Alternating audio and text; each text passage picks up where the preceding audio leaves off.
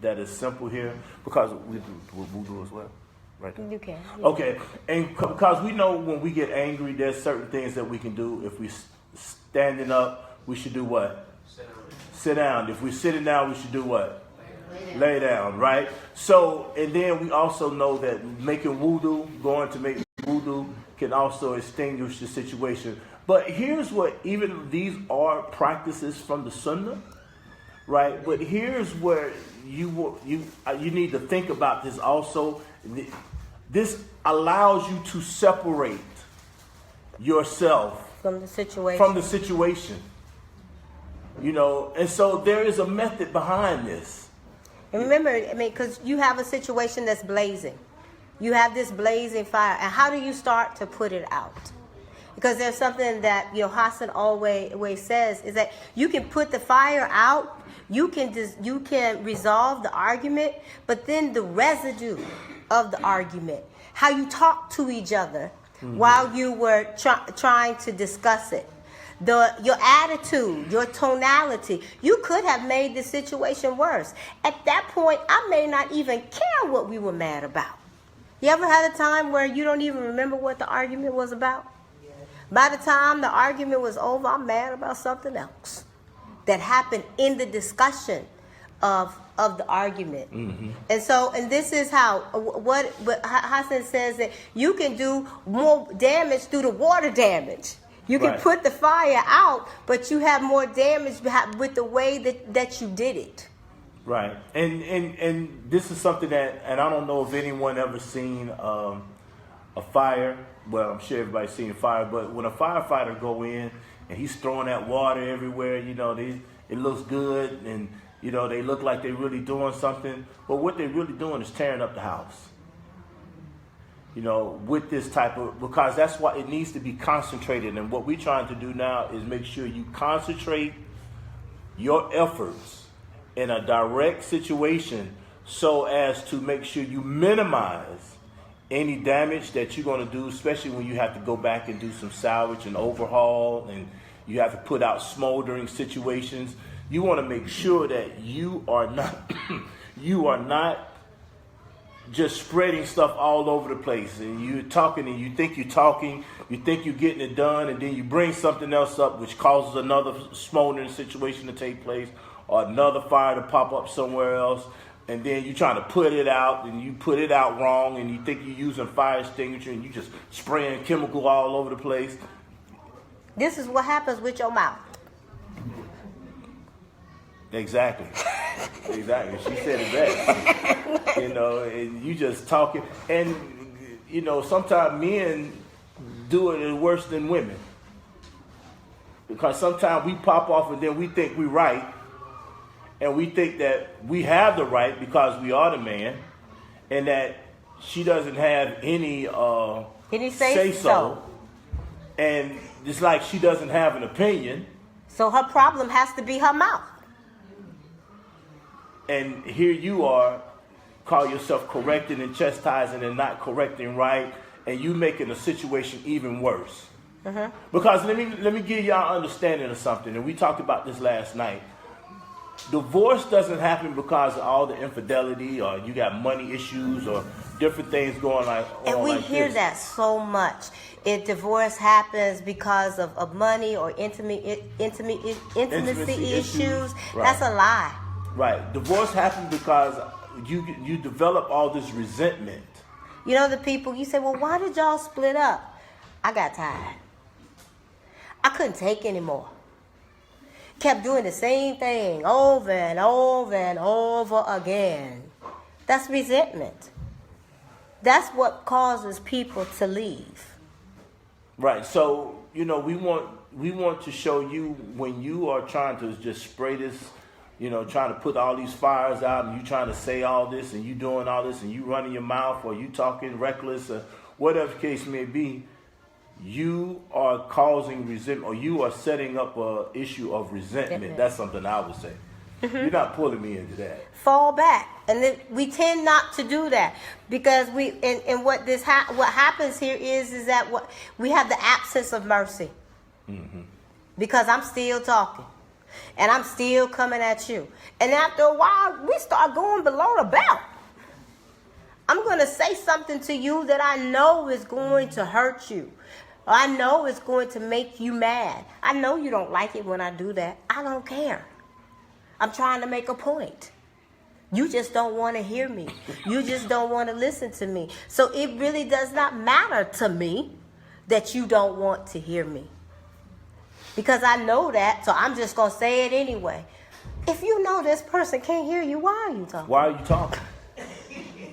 You know. If you know that right now you have lost them and they getting ready to leave any minute, shit, you got to fall back. You are not going to accomplish anything with someone who didn't even hear anything you said. And then we get mad because the thing that I was asking for, you didn't do it. I told you, no, you didn't. You were just talking. Were you talking? So what happens is when you have your bank account, and everybody, inshallah, you understand this, you keep making deposits in your account. You see your account grow. You see everything, you see your account get bigger and bigger and bigger. So when you need to go and pull some money from that account, and you don't want to take it all, you take some out to be able to deal with your emergencies or deal with what you have to do, and then you still have something left. This is when we start saying you have to make deposits. Make deposits in your relationship. Put something back in. Again, the hand giving is better than the hand receiving. Put something in. Hey, baby, you know what? You might be right. Let me look at that a little differently. You might be right about what you're saying. And again, that goes back to the acknowledgement and validating. That's putting a deposit in. Even before you even get to the argument situation where it might be blown, you putting the argument in, then you putting deposits in. You may come in and she's at the kitchen and your wife is at the kitchen, she's cooking. You come up behind her, kiss on her neck or kiss on her cheek or whatever. That's a deposit. You come in and I'm gonna keep it clean, because I got kids here. But you might come on and touch her in certain places. That's a deposit. You might come in and see him sitting there at the table and you walking around, you might just rub his head. Touch him on his head and tell him something nice and tell him something sweet. That's a deposit. And don't wait for it to be about because we mad at each other. This is how you should live. Putting deposits in, because when he frustrates me, I might be a little bit more forgiving. Come in here being all sweet to me and talking to me like that. And he done put his own nasty dirt on him. So I just thought I'd put that disclaimer out there. But that's what we're talking about. How do you add something to it? How do I look at my wife? And this is another thing that happens and people don't understand this. Where's the fondness and admiration? How do you tell? What am I fond about Naila? I can tell you for me, all right, I like her little country songs that she try to. She's everything is in one tone. Show Las Vegas style. You know what I mean? She can't sing. She can't carry a tone for nothing, right? But she sings. She sings all through the house. Now, I do too. But she sings all through the house, and then she's very intelligent. I love her intelligence, and we can sit down and have conversations about anything. It be religion, be politics, be whatever it is that we have. We have mutual understanding, and she has some caring things about it. I know that if somebody come up to me and says something wrong, she'd be the first one to want to swing. I love that about her. You know what I mean? I look, you get shorty over there, And so I love that about her. So this is some fondness. I admire her tenacity. I admire the way that she tries to parent and she goes about parenting her kids. And I admire the way she deals with her friends. He gonna make me want to marry him. Yeah. Girl, you mine. I told you now. And so, I admire that. So when we look at some of the things and we come from the Sunnah, and again, it's about following the Sunnah, I think we got to come to that. but it's about following the sunnah. And when I see something that I dislike, I look to that which I like.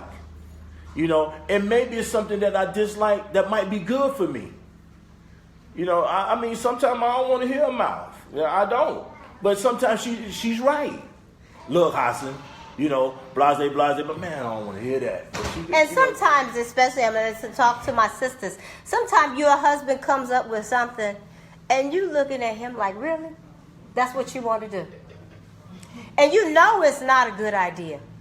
But is it haram? Is it sinful? Is it going to hurt the marriage?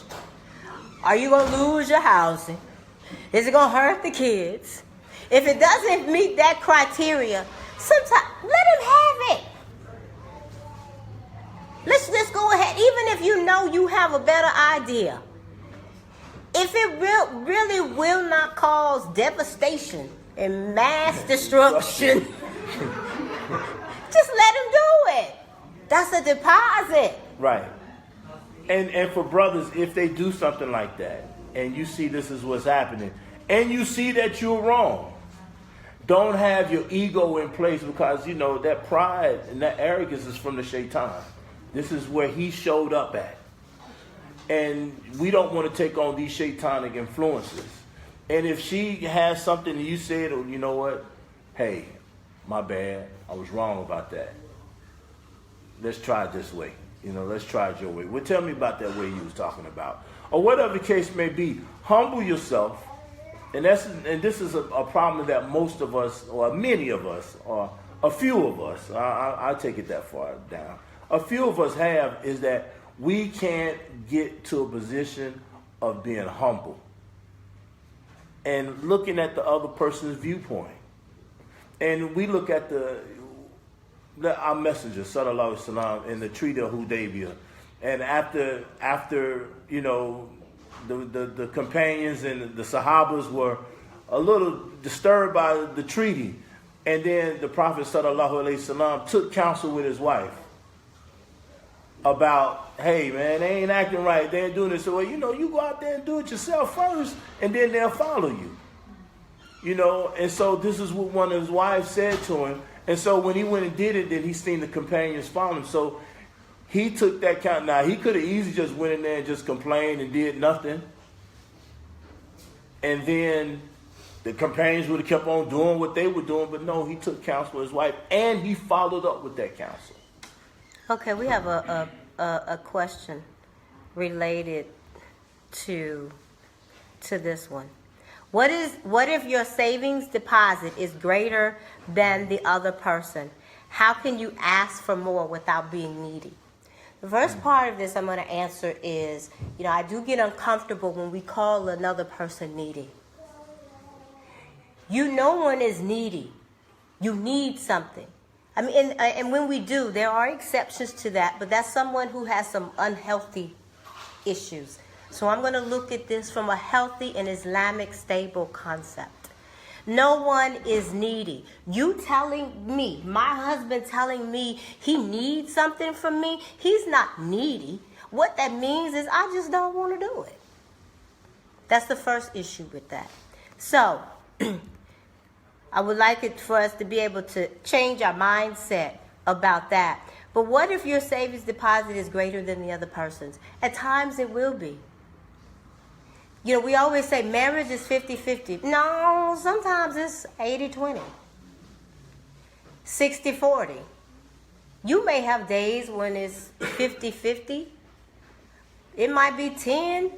I hope not. Right, but even if it is, it's temporary. Right. It should be a temporary situation. And then when you come to the point where you functioning on 10, I should come in and I should have your back. It should be a mutual thing. So be mindful that the deposits, sometimes one person will give more than the other. Right. And sisters, I'm going to say something to you that might make you a little bit uncomfortable. Okay? We're going to act like the brothers, they're not here. Very often you will be the one putting in more deposits. And it is okay. If I give him 60 to 70%, and I get 40 to 30 of what it is that I need, I'll take that versus 0.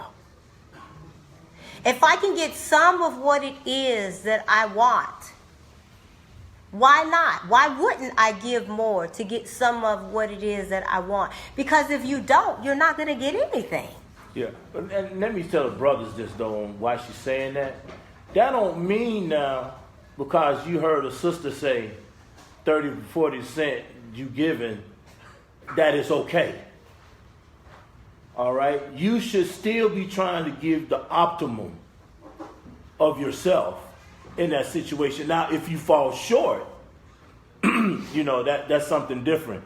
But, man, I'm just going to give what, you heard what the sister said. If I give 30, 40%, you're supposed to be okay with that. No, that ain't what she's saying now. All right, that ain't, sister, you supposed to be giving me 70, 80%, No, that ain't what we saying. You're talking about money or what? No, we talking about the gamut. Generalize it at this point. I'll take 30. Okay.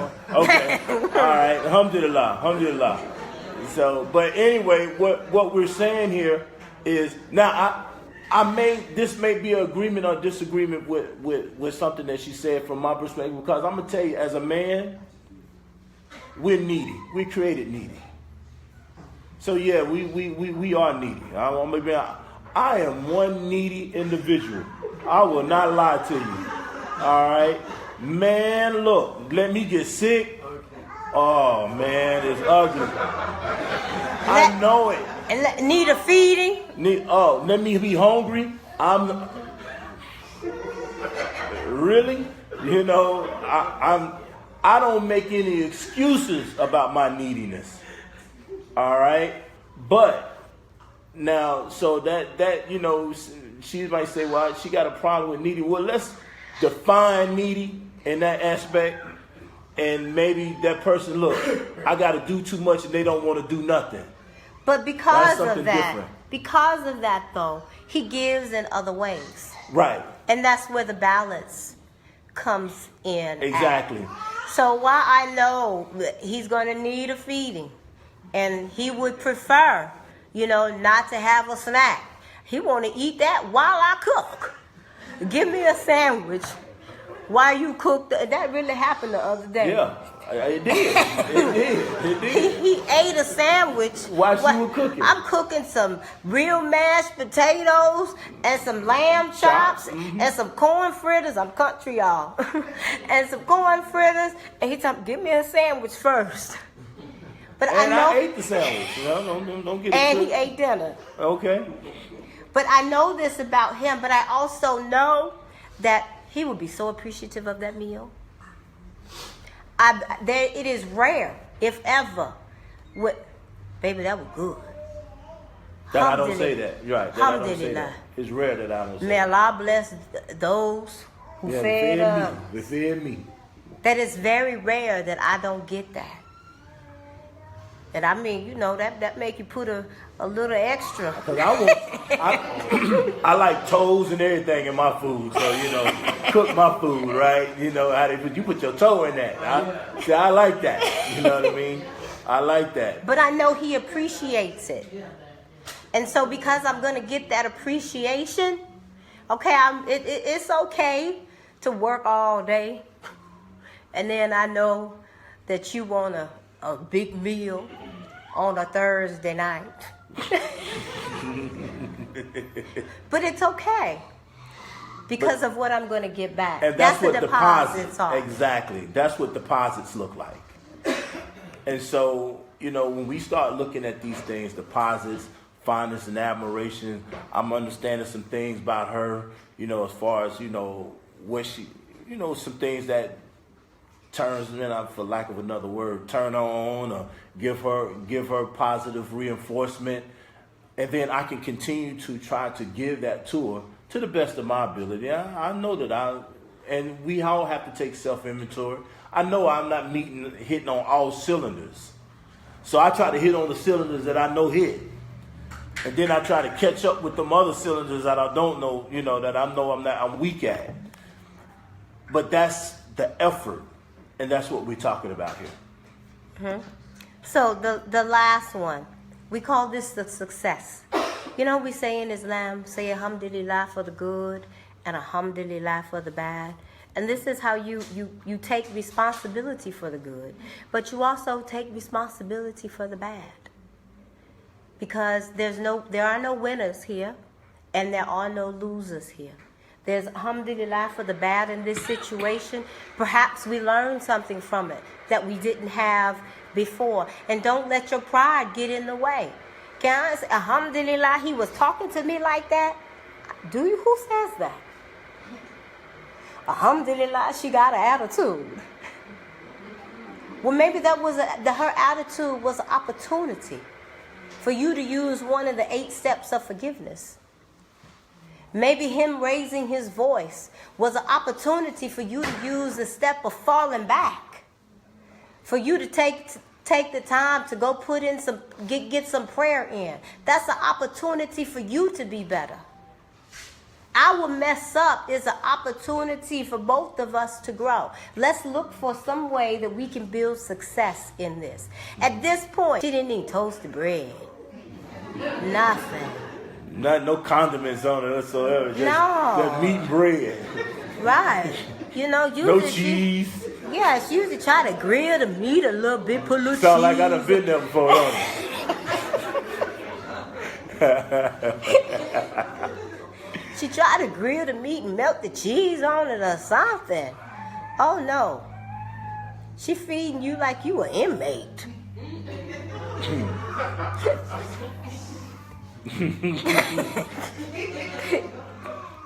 Okay, so we have another one here, an anonymous question.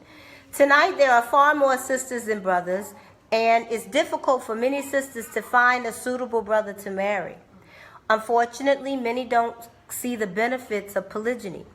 Can you speak on the wisdom of its benefits for us and the wisdom behind it? I would say the first wisdom behind it is that Allah has made it permissible, and we trust in His infinite wisdom. He sees the wisdom in it that we know not. That's the first thing. I just trust in Allah's understanding of the situation, and if He has made something permissible for those of us who decide to partake in it, or for those of us who find ourselves in it, there will be some benefit. Remember, alhamdulillah for the good and alhamdulillah for the bad. Now, the other part of that is talking about the benefits of polygyny. If you don't see it, I can't make you see it. If you have decided that there is no benefit in it for you, that is a decision that you have made. I cannot determine what the benefit for polygyny will be for you. For each person, it will be something differently. There are those who don't understand, and I've seen this many times. I've seen a woman have a better husband because of polygyny. Because he tries even harder. Because he knows the stakes are higher due to polygyny. Who wants to hear that? He can't be better in monogamy? What's wrong with him? I wasn't good enough for him to do that for me. At this point, he might see marriage as more of an act of worship, because it already is, even in monogamy. But this might open his eyes, and that might be the benefit. I have no idea. You may be the sister who becomes ill, and your co-wife steps up to take care of you and your children. I don't know what your benefit will be, but I do know that in order for you to see the benefit and to identify it, you will need to be willing to do so. And there are sisters who are not willing, and there will be nothing that a brother, another Muslima, or a husband will be able to do to change that. Until Allah softens her heart, she will be where she is. And that's where she is. I guess that's all you had to say on that. That's it. That's where she is. You know, and, you know, I was once told a thing. I was once asked a question of people not being for me in some of the endeavors that I tried to do, or I was looking to do.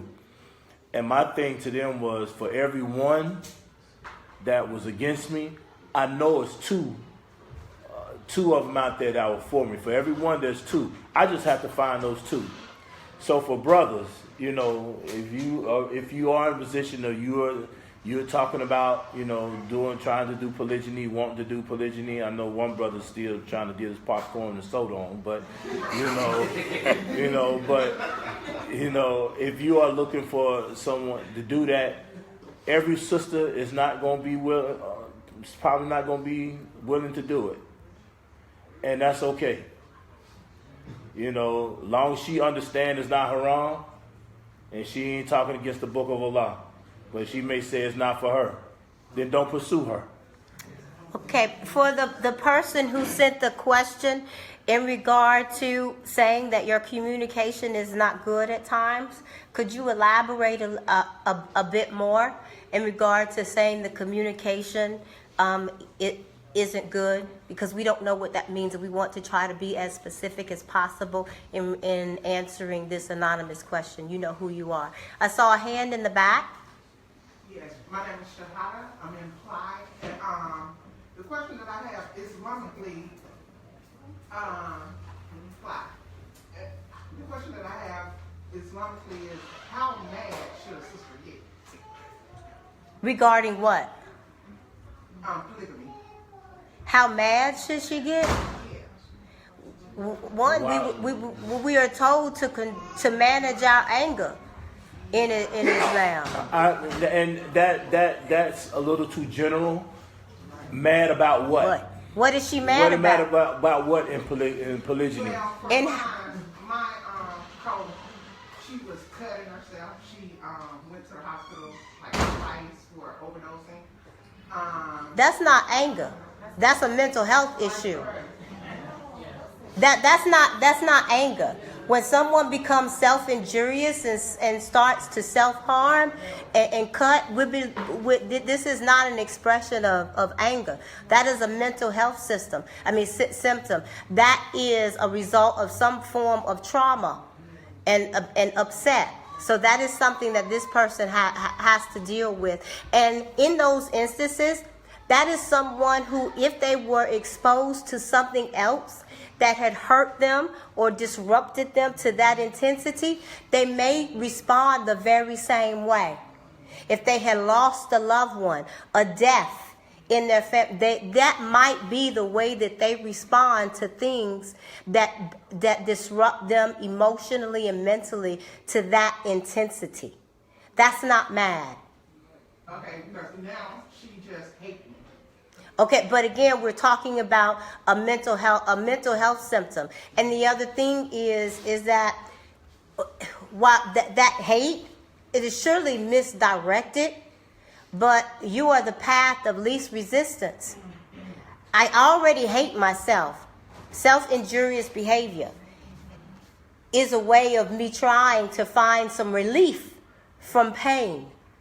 And so I'm looking at some form of self-hate on some level. Something about me where when I'm hurt, I turn inward on myself. So if I do this to myself, why would I not dislike you too? If I don't live and function from a position of self-love, I surely am not capable of giving you sisterly love. Don't look for this to occur in a situation that is not designed for this. And I don't know the sister's situation, but she really may not be capable of giving you what it is that you're looking for. Especially if she's not giving it to herself, or she hasn't been giving it to herself, and I don't know how long, based upon the triggers that has happened now. Yeah, because if she's cutting, that's not about polygyny. Right. Yes, another question. So oftentimes we use the quote, you should want for your sister what you want for yourself. And so sometimes sisters will say, well, since, polygyny is okay, then these other sisters, if I'm, pursuing their husband or that sort of thing, or if their husband is pursuing me, they should just be okay with it. And so as sisters, what duty do we have to kind of talk to the sister and make sure that she's okay, or if she's not okay with it, maybe stepping back, or, you know, like just a sisterhood, like what would you suggest for that? Okay, so what you're asking is that when someone is seeking to pursue polygyny, at what point, how do you address someone who may be a wife, an existing wife who may be resistant to the situation? So either that, or if you know that the sister is not okay with it, Mm-hmm. then like, what duty does the sister have to, you know, either like back up or, you know, that sort of thing, like so that there's not a rift in that existing relationship? Okay, the first thing that I would recommend is find out what is the cause of her rift. Is it just because she doesn't want it? Is it because of she knows of some special circumstances? Because all monogamous marriages are not prepared for polygyny. And so, she may have some information. However, there are those who are not going to be comfortable with it, as I spoke about earlier, and there won't be anything that you can do to change that. And so, what I would suggest is that for the sister to go in knowing. Now, part of that problem is that we go in and we don't know, we don't get any information from the existing wife, or two, we don't care. So I would suggest going in knowing, gathering as much information as you safely can, as the person is willing to share with you, and then make your own individual decision. I'm going to differ slightly from that, because this situation, in my personal opinion, this is the man's issue. That's true. You know, because first and foremost, if you are a person looking to do polygyny, brothers, if you are a man looking to do polygyny, you have the responsibility of cultivating your wife. Before whatever it is you're getting ready to do, before. And if you haven't done that, know that you are bringing a woman in to a hostile situation. You know, now I'm not telling you to be scared, because that's the other problem, in my opinion, that too many men are scared. You know, you scared to deal with your wife.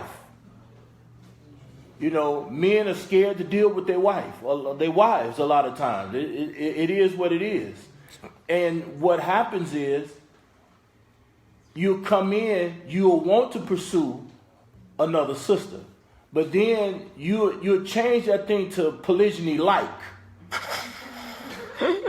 versus being in polygyny. You know, because you're going to cater to your existence. And I'm going to say, I don't say first wife, second wife, all that old type of stuff there. I don't say that. We say existing. Your existing wife and an entering wife. You know, because once they become whatever, this was my existing wife and this is her co. You know, I don't even know how you say co-wife. I'm trying to figure after that, you just right. wives. Because you're wives. I don't even know how co. I don't even understand that term right there, co-wife. You know, how y'all like co-employees. I don't know. I don't know. You know, but anyway, I'm still trying to figure that one out. But if you are a man and you are seeking another wife, be upfront, be honest, and do it right. A lot of times brothers are going into a situation with implementation issues that started well before, you know, they started with their wife. This is just my opinion from what I've seen in a lot of instances. Now the other thing too, for brothers who are looking to get into polygyny, who are looking for polygyny, this is get you a mentor. Get you a mentor, a brother that has already been in it successfully. Don't get a brother that had that extra slot keep revolving. Because he doesn't do polygyny well. Right. He just, you know, he's serial. You know, he's serial. You know, he can't keep that spot right. You know, get you someone that knows what they are doing. And get up on it's just like a person who go and study overseas. They go sit up under the feet of the sheikh.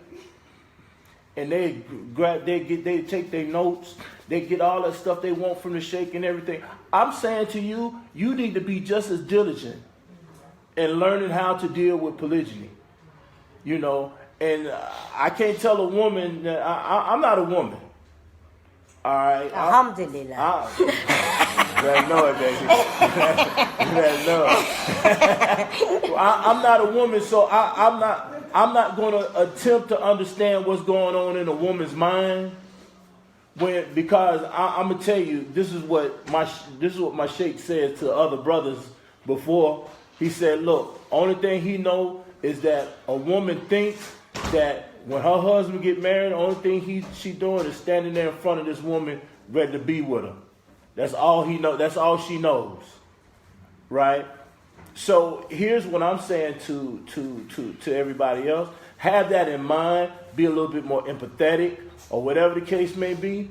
But if you haven't cultivated your wife on the issues of polygyny, and you letting your wife go on talking about I'm the only woman he need, I'm all the woman he need, and all this old type of stuff here, and you letting her say that, and in your mind you sitting there secretly entertaining the conversation with the brothers.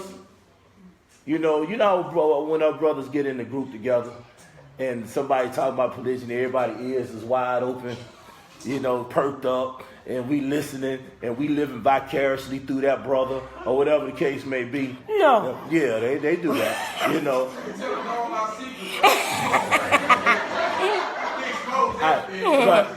But listen what I'm saying. This is what I'm saying. We shouldn't have that secret. We shouldn't have that secret, because what we should be doing is actively, if this is what you're about, actively pursuing it and pursuing it above board. Do it right. Just try to your understanding of right.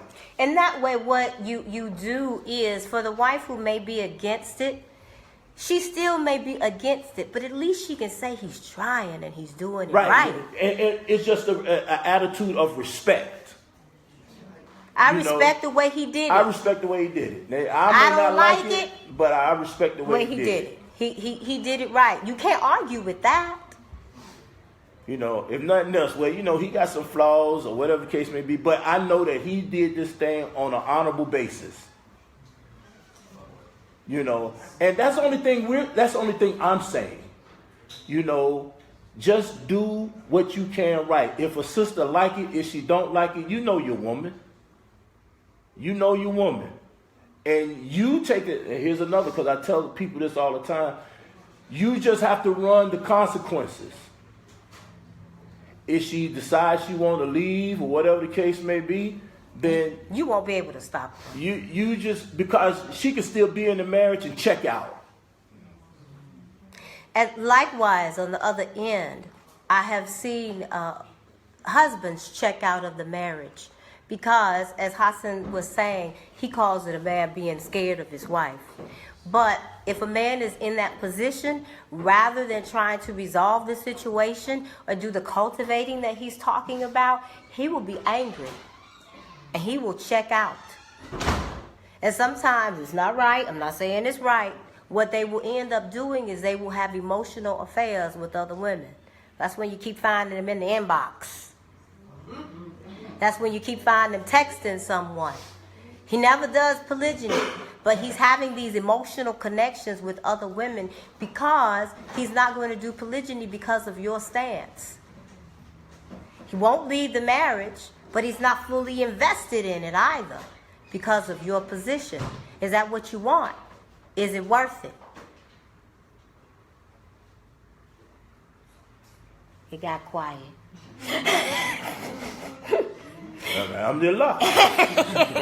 Alhamdulillah. Somebody thinking. That's a good thing. I like quiet from time to time, Okay. But, another question?